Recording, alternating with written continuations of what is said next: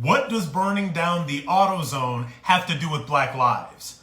What does taking a hammer to a cash register at Target have to do with the death of George Floyd? What does ruining and looting and burning your own streets down have to do with justice? What does this have to do with anything that you're looking for in Minneapolis right now? People are angry. People are upset. People are tired. People are confused. Like, I got all that. I know what it's like to be a black man in America. Contrary to popular belief, I've been doing it for over 30 years, but I know that violence and looting and all of that stuff is not protesting. That's not the answer. When you have the whole world looking at you and they see you taking a hammer to the cash register at Target, when you have the whole world looking at you and they see you throwing bricks at police cars, when you have the whole world looking at you, trying to understand your pain, trying to understand what you're going through, and you have to see people arm themselves to protect their businesses because they don't want to get stuff stolen, because they don't want to get looted, you're standing up against everything that you claim to be protesting for.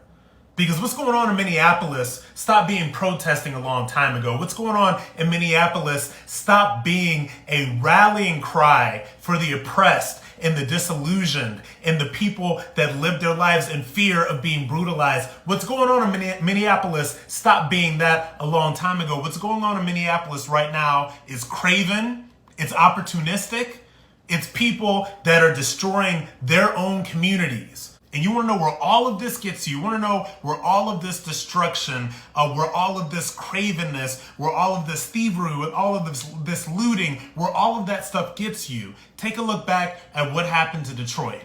Detroit was never the same after the race riots that plagued that once great city. And the black people of Detroit were never the same either. It didn't help them. Take a look at Ferguson.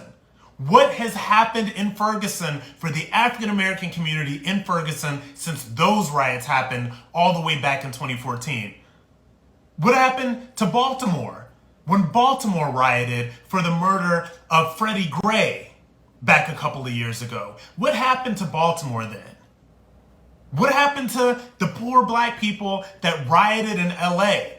Way back in the day after the Rodney King verdict, what happened to them? So if you look back and you see the history of what is going on, and you see what happens after this looting, what you see what happens after this destruction, what you see what happens after people tearing down their own neighborhoods, is nothing. Absolutely nothing. You want to protest? Fine. You want to be angry? Fine. I get angry sometimes too.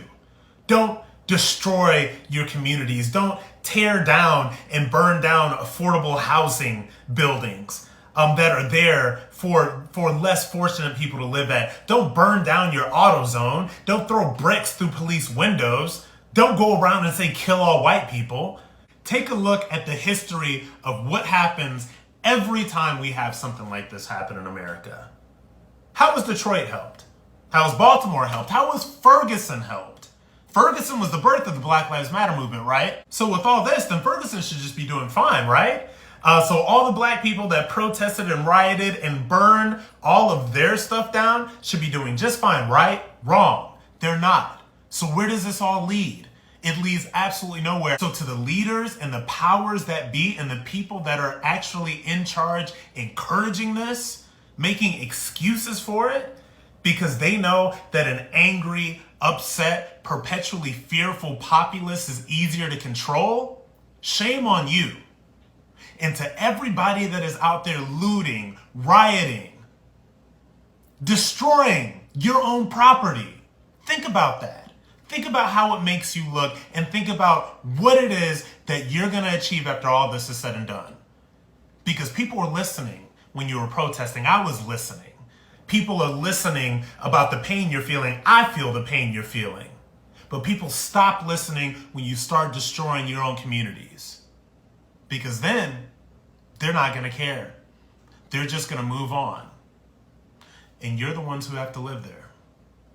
So think about it.